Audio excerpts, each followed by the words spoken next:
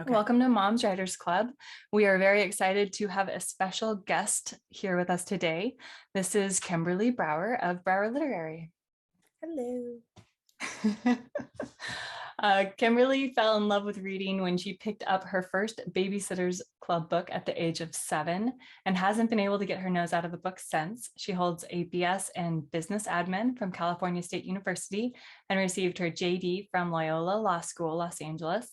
After spending a decade in the business world, it was kismet that she found herself in publishing. She takes great pride in her client list, from the debut authors to #1 New York Times bestsellers, and likes to consider them all her favorite authors. She previously worked for 2 years at a boutique literary agency before starting her own. After spending 14 years in California, she is thrilled to be back on the East Coast. When not providing individual attention to her clients, Kimberly manages all of the day-to-day operations in the agency. This includes overseeing the management of the foreign audio and all other subsidiary rights for all of the authors in the agency. We're so excited to have you back today.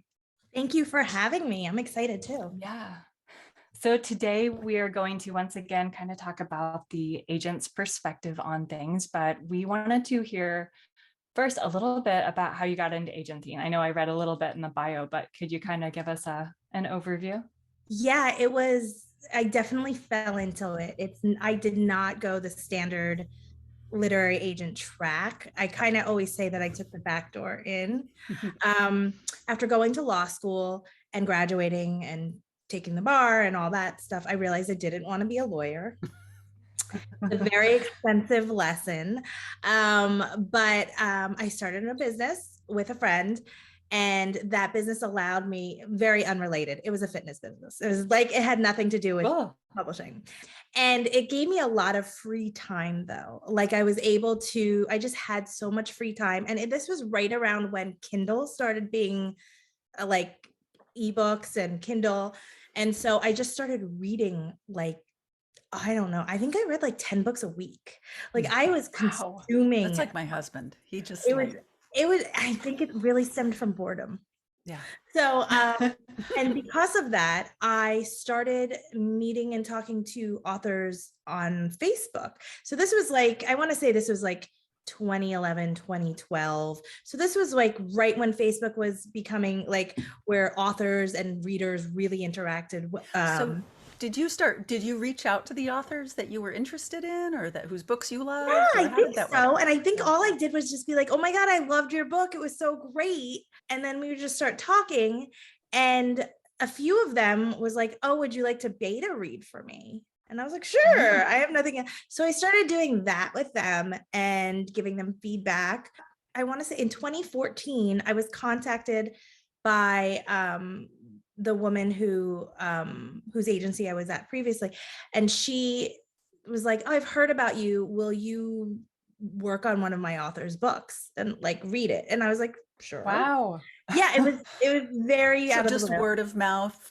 Yeah, I mean, at the time, so this was when I was like in the indie romance.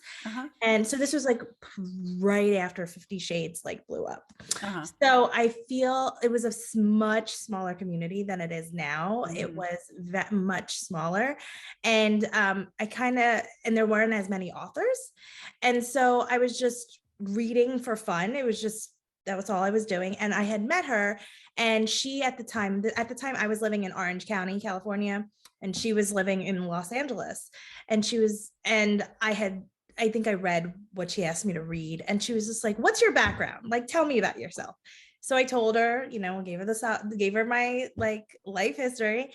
And she was like, will you drive up to LA and have lunch with me? And I was like, sure, why not? During this time, this is why I say it's kismet. During the time, I was in the process of selling the business because I did not want to live in Southern California anymore.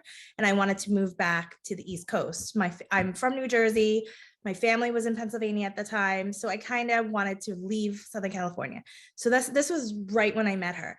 And she had came out right and says like, have you ever thought about being a literary agent?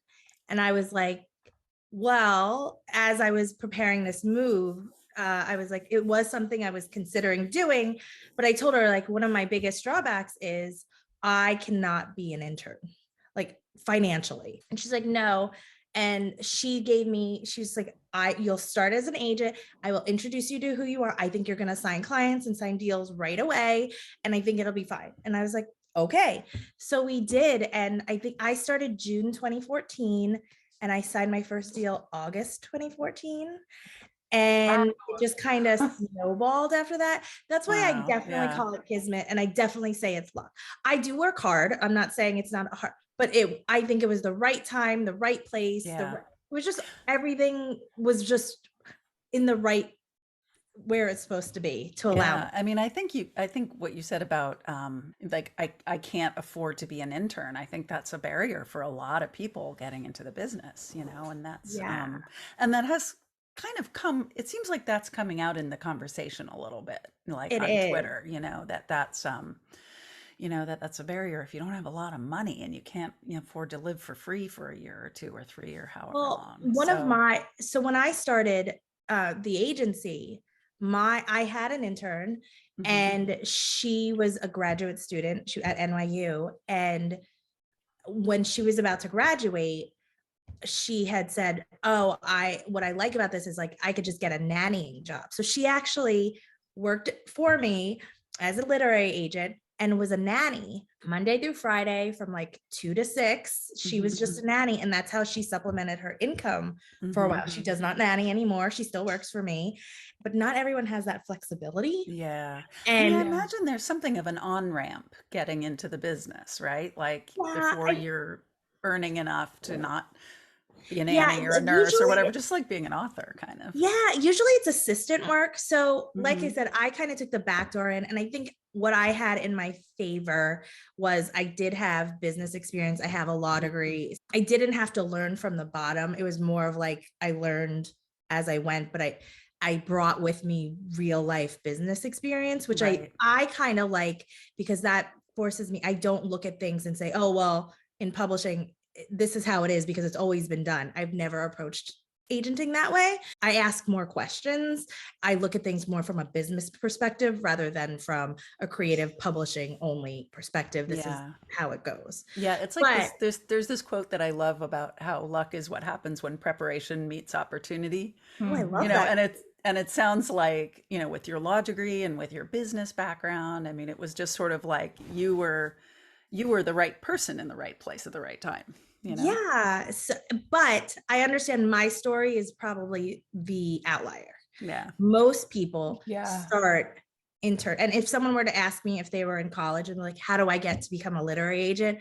I would say be an intern. And the reason why being an intern I think is important is just to see if you like it.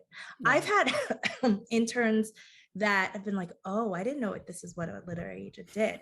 Not saying that it was bad, but I mean, you just don't know. You just know what you think you know. You Right. just so I've you had nursing students who got halfway through nursing school and were like, I didn't think nurses had to do all this stuff, and they quit. So, yeah. but that's good. That's what nursing school is for. Do you ever get a student that's like, "Oh, I have to see blood" or something? I have to wipe someone's butt? Like, no way, I'm out of here. That's funny. But and in regards to the paid intern, I do think more people are paying interns now, which I Mm, think is great. yeah, Or at least providing a stipend if it's like a summer something. internship or Yeah. just something. But I do think it's important to do that, not so much to gain experience is great, but just to kind of see how it works and if it is something you're interested in. And then from there, usually you get an assistant job and you learn by assistant work and then you go on. But I think the average of a new agent, I think the average, don't quote me, and everyone who's watching, don't yell at me. I think it's like 3 to 5 years before your first deal Mm, as an agent. yeah. That's the average. So when you start, you're starting as an assistant, you're assisting other agents within the agency. Hopefully you're being paid a salary. So at least you don't have to wait for a deal. You're being paid an assistant salary. But the downfall of that is you're spending most of your time assisting someone else, not looking for stuff for yourself. So it's Right. always a balance. There is something about paying your dues, which you kind of have to pay your dues a little bit. I mean, and that's how you learn. And I think there's something to be said for it. And also it gives you time to figure out if this is something you want to do. I've had people that started as an assistant and was like, oh, I don't want to be a literary agent, but I would rather be an editor. Right, Oh, right, I don't want to be a literary agent. I want to go into subrights. So it's right. almost like a matter of just kind of seeing where your place is in publishing, because you just don't know until you're exposed to it. Yeah. Maybe now's a good time to ask, what does an agent's assistant do? I've Oh, always been curious. so I will only speak to my assistant. So Yeah. I've only had one assistant, and I still currently have her, but it's the first time I had an actual like literary agent assistant.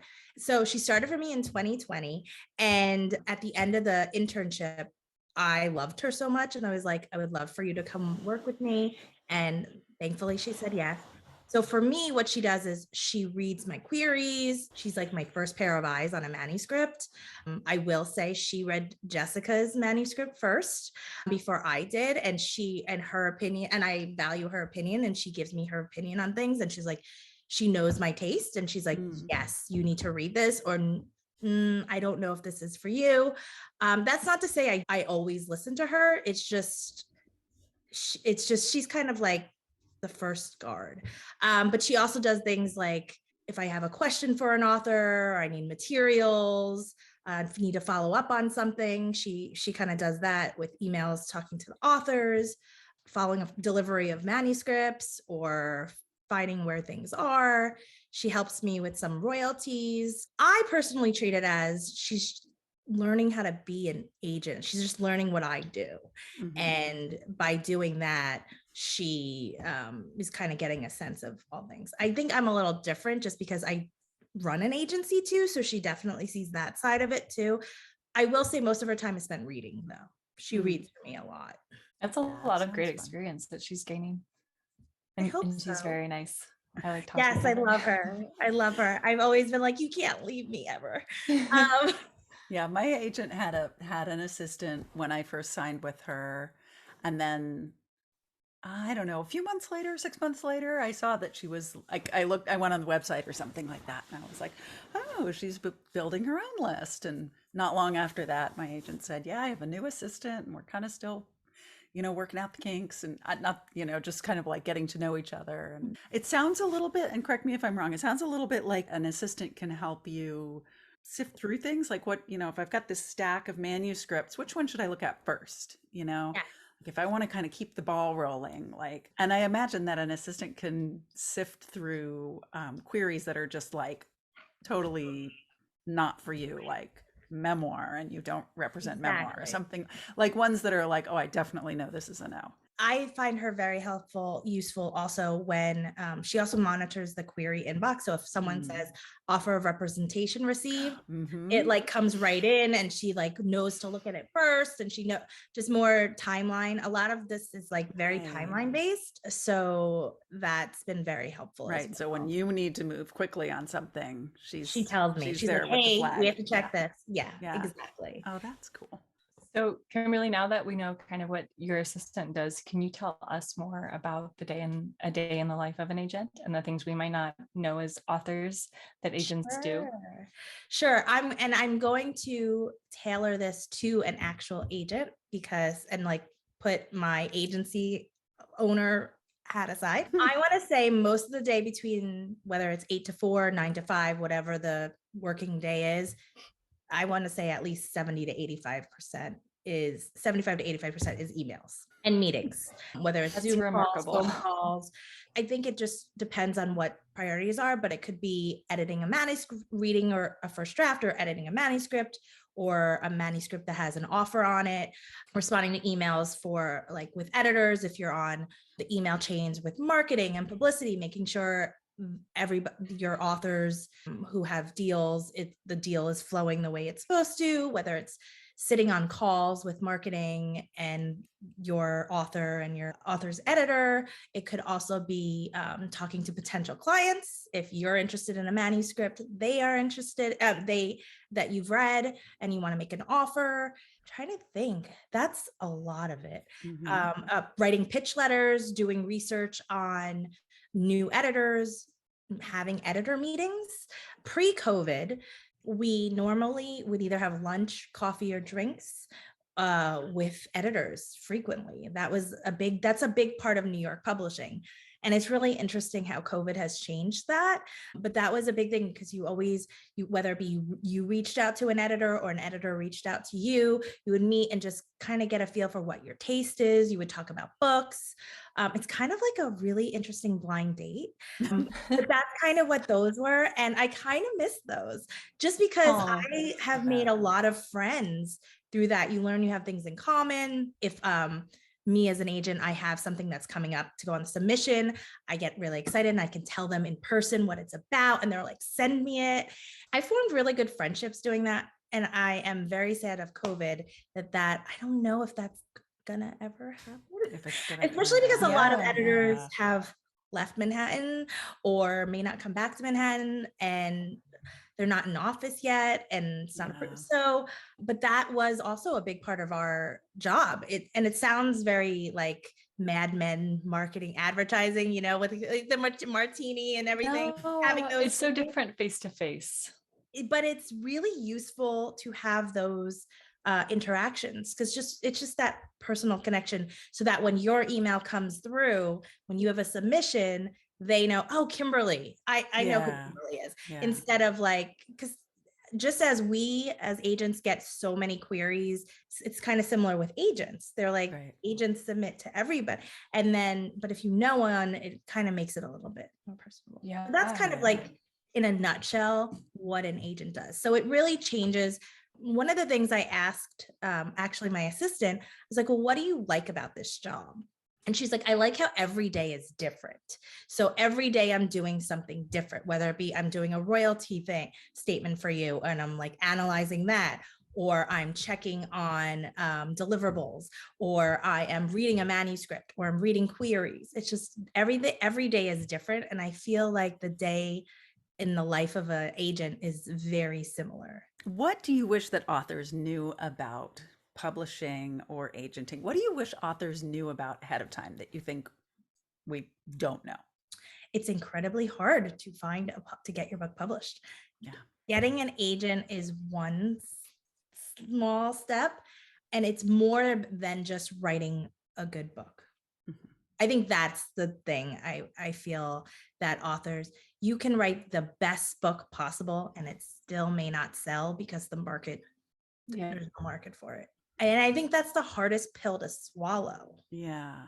How do you think, and it's okay if you sort of, I don't know, don't have an answer for this, but how do you think, how should we sort of like process that information that like you can write a great book and it might not sell because of the market? Like there's a lot of talk about like writing to the market, you know, don't do that because you don't know where it's going to go in 2 years, or I don't know, just what are your thoughts of like, what do you do with that information? I think you have to develop thick skin. I think you can't be married to one book. And I think it might be, you might write what you think is your best book and you can't sell it. So start a new book, adapting with the times. And that's not to say write to what the market is. Some people are very successful writing to what the market is, but some people aren't. So I think it depends on who you are as an author and a writer and what your goals are. I think thick skin is the best way to do it and not take it so personally. Mm-hmm.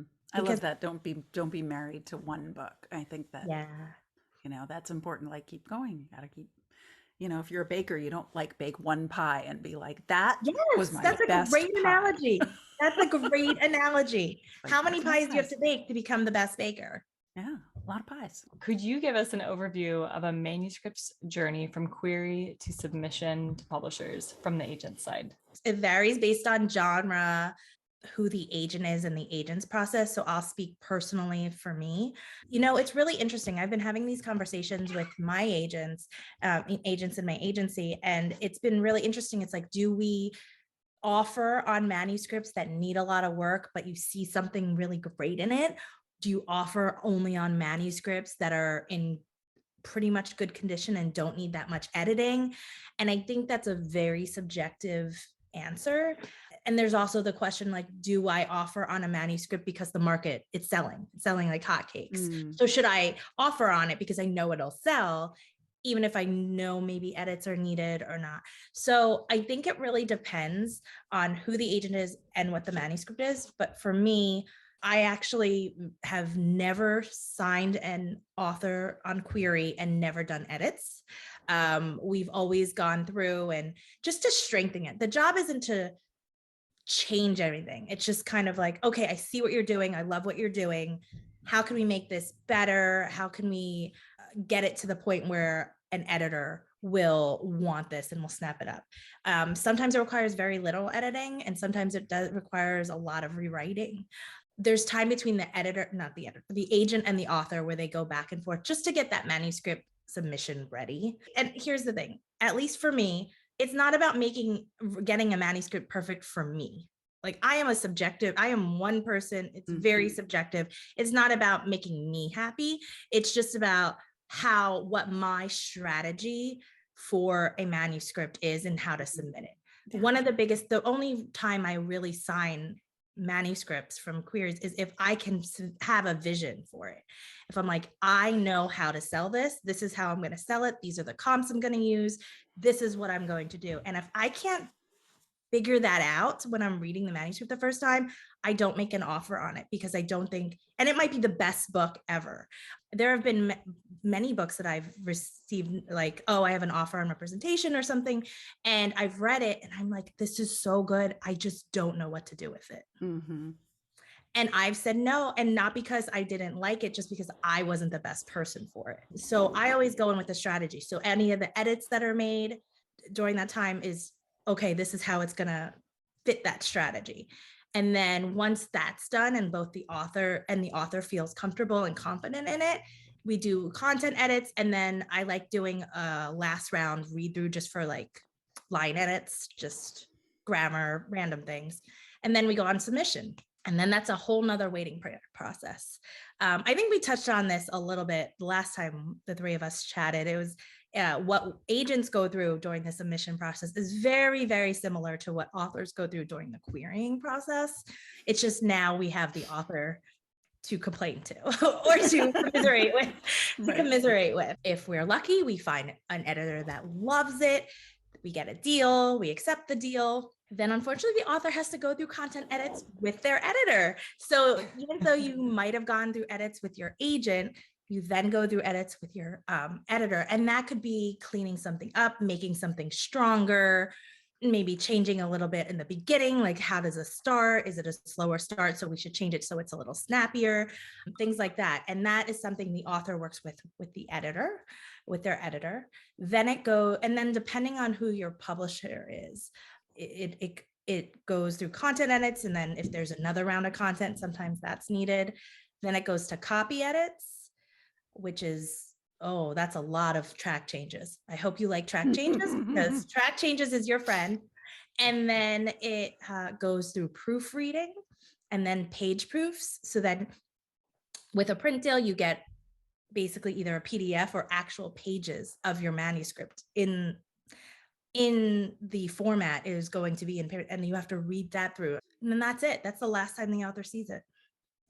Really, I recently did a TikTok video estimating that I probably will have read my book 20 times by the time it publishes, at least. And that's not even counting like rereading sections at a time. I'm curious how many times you think you have read an average book by the time. I mean, I know that like once it goes to the editor, you're not reading it every time, but like how many times do you think you read? Okay, so I'm going to tell you a secret. I learned early on, I don't think it's helpful for me to reread a book every time it comes in. So I read it the first time as the first draft. Then I usually reread it again at the end, usually so it's twice. Other than that, I kind of skim read or I read changes. For me, it's more of to not be so in the book. Yeah, to not lose that freshness. Yeah. Yes. And to lose that perspective or outside perspective, because as I'm sure you guys know, as authors, you're in that world. Like, you know, everything that's supposed to happen. But the question is like, does the reader, because the reader's not in your head. Yeah. We 100% lose perspective. That's so for me, I try not to reread multiple times, because then I found early on, I wouldn't catch things because I just knew what was going to happen. So I do it once at the beginning and then once at the end. Yeah, that makes total sense. I actually think it's great that you do that. And it probably makes any of your authors, including myself, feel better to know that like you're getting kind of a fresh read on it when you're going through it at the end. Yeah. I do read all the changes. That's why I tell everyone to do track changes and everything. I do read through, and I do find myself sitting and like reading passages again. So that's not to say like I don't like read, but I'm just saying from like beginning to end, every word. Yeah. No, that totally makes sense. I don't think I've ever told anyone that. Well, thanks for sharing with us. I think we as authors have the unique pleasure of reading our own work 20 times. I think we're the only ones who do it. I think even our editors are not like reading our books 20 times. They're probably trying to preserve that freshness to some degree too. What times of year are the busiest and slowest for you, in general as an agent, but also kind of like with submission? When I started, there was this theory or this looming thing that you never submitted in December and you never submitted in August to editors. I don't abide by that anymore. I feel like, especially post-COVID, I feel that a manuscript's going to go, and I'm sure a lot of agents will disagree with me. Look, I'm not going to be someone to submit on the 23rd of December. I have cutoff. Like I would not submit beyond like the first week of December. I actually went on submission this December, the first week of December, because I just didn't want to wait until like mid-January. Right. Because it was just, that's just like, you just lose time. And it wasn't that I went on submission expecting an answer before the holidays.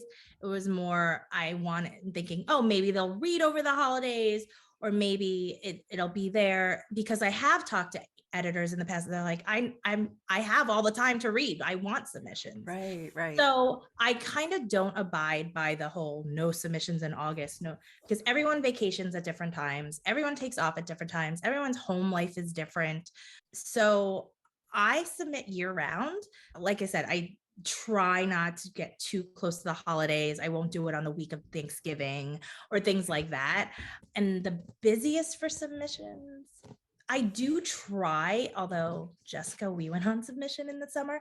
I do try not to go on submission in the summer that much, only because a lot of people are out of the office, and that's just a lot of follow-up to be like, did you get this manuscript, and like digging through your email and making sure that they got it. So I try to avoid going on submission in the summer unless it's a manuscript that's ready, the author's ready, a little impatient, which I don't mind the impatience, but kind of like, I've been sitting on this for a while. I don't want to wait another 3 And then you don't want to necessarily sit on it until October. Exactly. Because also that's why the theory of, oh, you hold it until January, you hold it until September, October, is because then everyone does that. Right. And then editors have complained to me that like I get so many submissions in September, October that I'm never even able to go through them. So I kind of have a follow-up question. So when we asked you about, your day in the life as an agent, and you said that, 75% of it is emails or something like that. When do you do your reading? At night and on weekends. That's what I thought. And I think the same is probably true of editors with submissions too. Yeah. Which is why it's a really interesting job. It's not a 9-to-5 job. No. I get it. I try to instill in like my assistant or agents that are, I try to make sure that I'm like, don't be me. Don't be married to the job. Create that life work balance, because it can consume you. We can keep this question or not, but I'm just really curious. Like, do you still love reading? I cannot read a book for fun. I have to listen to it. Oh, interesting. I only listen to audiobooks. I have not read a book for pleasure in like 5 years. For me, it's because it's a different use of my brain. If I read it, I think like the agent, editor, strategy. You're going into that analytical mode. And I'm like, and I can't enjoy it because all I'm doing, I'm like, why do I care if I would have done something different? Like, it doesn't matter. And so I kind of want to be removed from it and just enjoy it. And I find that audiobooks allow me that. So I should try audiobooks more. I love audiobooks so much. And so that's how I read for pleasure. I love when you find a narrator that you like, because sometimes I will seek out books they have done just because I think they do such a good job that I will love almost anything that they have narrated. And I love that specifically with audiobooks. What's our next question, Okay, Sarah? let's see. Where are we? We've meandered a little bit. Can I ask you guys a question? Yes. Yeah. It's a two-parter because now you are both agented and you both have publishing deals. So the first part is, now that you are agented, what is something that you know or realize now that you have an age versus pre-agented? Is there anything different or anything you've learned? Is it what you is it what you expected? Let's see. Okay, well, Short answer, for me, yes. it's better than I expected. I don't know. It's nice feeling like you have someone on your side in the business. And I guess I like kind of expected that having an agent would be like that.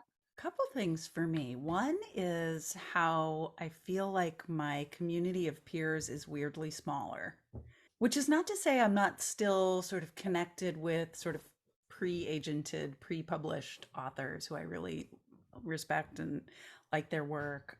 But there's this sort of camaraderie around querying and sort of being pre-agented. That's a big group of people. There are a lot of people who are trying to do that and who are kind of like, we're all in this together.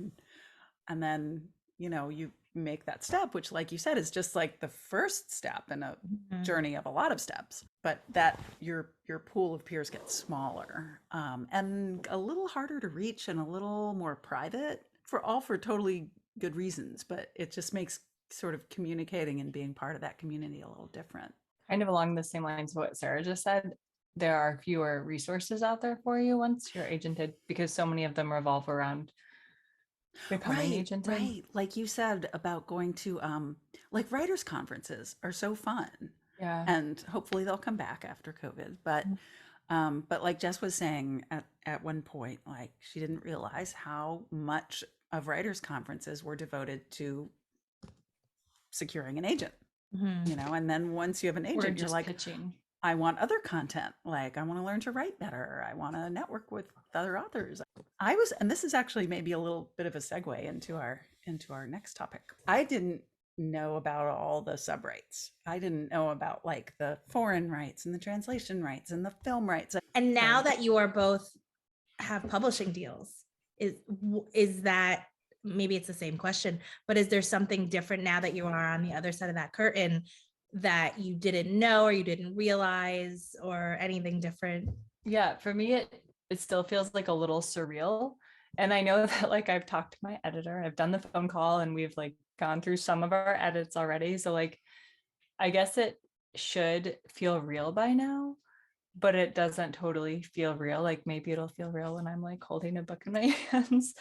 I think it's 100% as awesome as I hoped it would be, if Right. not more, because I didn't even know what it was going to be like. And it's really scary because now I have to do it again. Now I have to write another book. Like I wrote this good book and I wrote this book that worked for the market enough to get sold. And I really love it. Like I was just messaging Jess earlier today about like when you finish a book and it's like, and you've really got it, like you finally got that story like told the way it was meant to be told, and you're like, yes, and then you get into the next project and you're just like back in the morass mess where you're like, this isn't gonna work, I better do something else. So you're still getting sophomore. I think your second book, the sophomore book, is the hardest, is the most Really? pressure. I think so, because I feel like yes, because the first one you've had endless amounts of time to perfect it. You've been able to get feedback from all these different people. You're not on a timeline, and then you sell it and you're like, yes. But then the second one, you're like, oh, well, you have a deadline.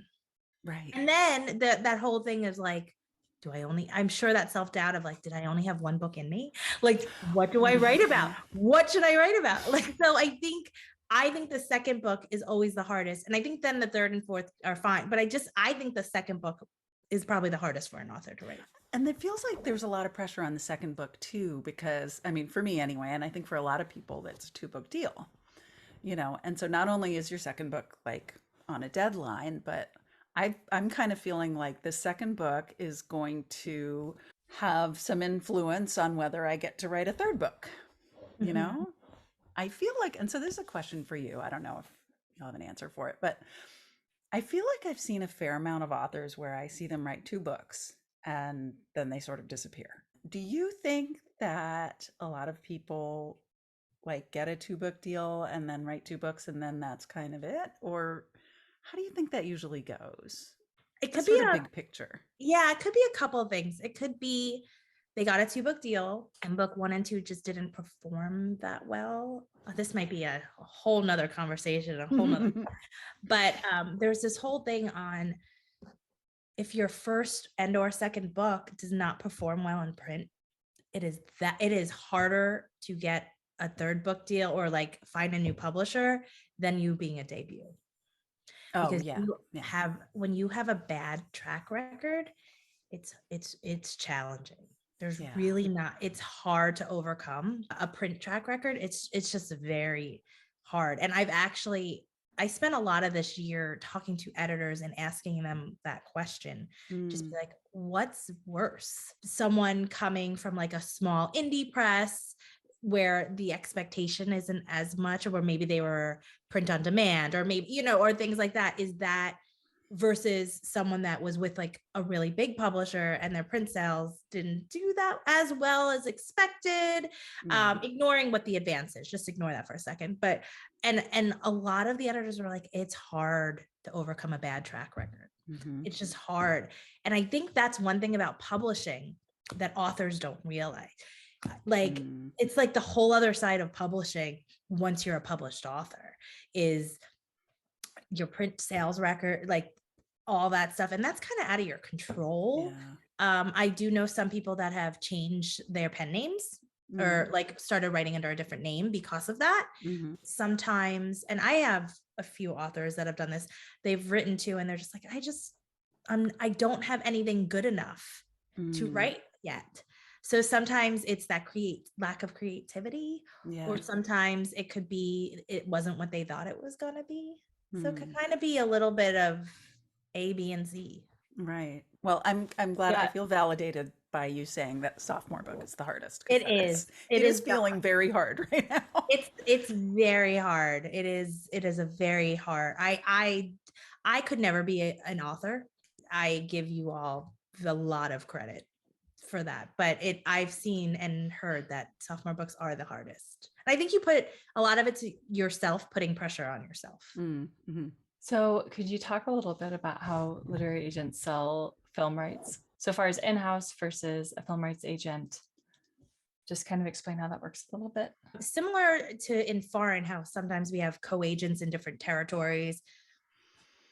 There are book to film agents that work at the major Hollywood talent agencies like CAA, ICM, UTA, Paradigm, APA, like the list goes on. They're all initials. Usually, what we do as an agent is we send it to our contacts at the talent agencies and say, hey, I have this book. Is this something you'd want to work on? The interesting thing about this is you can't really do a wide submission with them. You pick the one person that you think will like it, let them read it, and let them say yes or no before you then go on to the next one. It's not like submitting to like a publisher where you just send it to everybody. Right. Because Laura was explaining that to me. I was like, what? That's got to take as soon as if they're reading it and they like it, you can't tell another because or that's just a no and they'll be mad at you. So you just don't. It's so different. It so is different. very Yeah. different. And so if they say, yes, I'm in it, I love this book, I want to do it, they will sign on for the project. There's no like contracts or change of. Basically, it's your literary agent and them have like a partnership.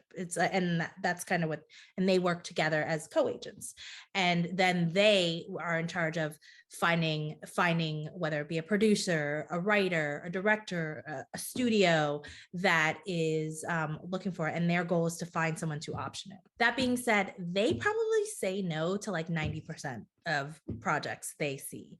And then you can have production companies or studios come directly to your literary agent. If your literary agent does not have a co-agent signed on to the project, your literary agent then talks and works with the producer for or whoever's there in regards to the option, or what is becoming more popular now is a shopping agreement. Shopping agreement is where there's no exchange of money, where it's kind of like an See why that's more exclusive, popular. it's for a term, like you have an X amount of time and that person exclusively will be able to shop it to find financing, to find someone. It's kind of like it's almost as if a producer's filling the role as a book to film agent, but once they find someone, you have your own separate deals. So that's kind of like what a shopping agreement is. Book to film agents, like the talent agencies, they don't do shopping agreements. That's why there is an advantage of working with them, because they're in it for the option. They're in it to get someone to greenlight it. The one thing I will also say about book to film agents, which I love, is they are dedicated. They will keep that book in their roster for like 10 years. Wow. I mean, that's kind of what happened with like The Handmaid's Tale. They usually get it either right when it's sold or being sold to a publisher, and they will just wait until the right time to find it. That's why sometimes you see books that came out 10 years ago finally getting a movie, and you're like, why did it take so that? There is a book to film agent that is like, that was like, that's the right project for right now. yes. Yeah, So that's what I find really fascinating about that, is when they sign on for it, they're in it. Are other subrights similar to that, or are they massively different? Or is that a topic for a whole day?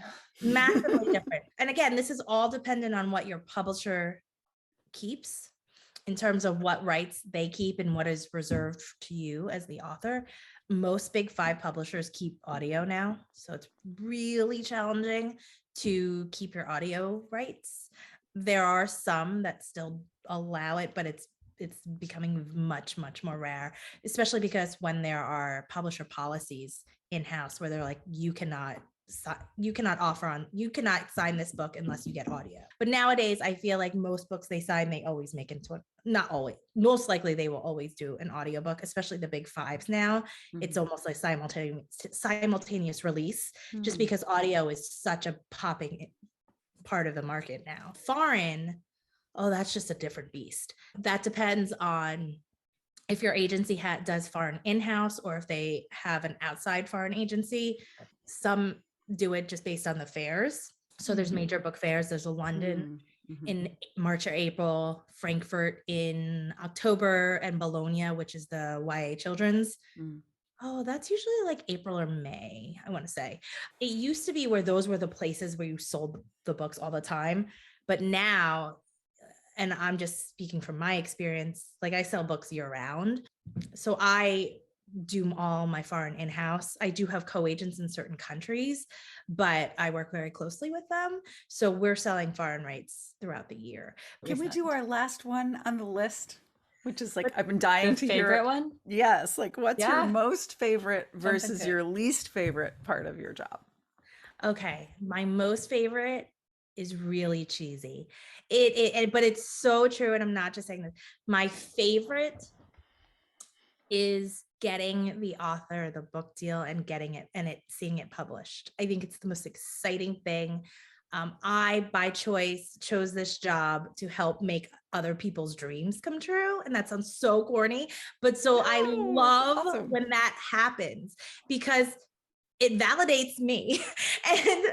But at the same time, it's just seeing someone's baby, knowing how much time and energy and effort they put into it, and seeing it for everyone to buy and out is really amazing. What's like your favorite moment of your favorite part?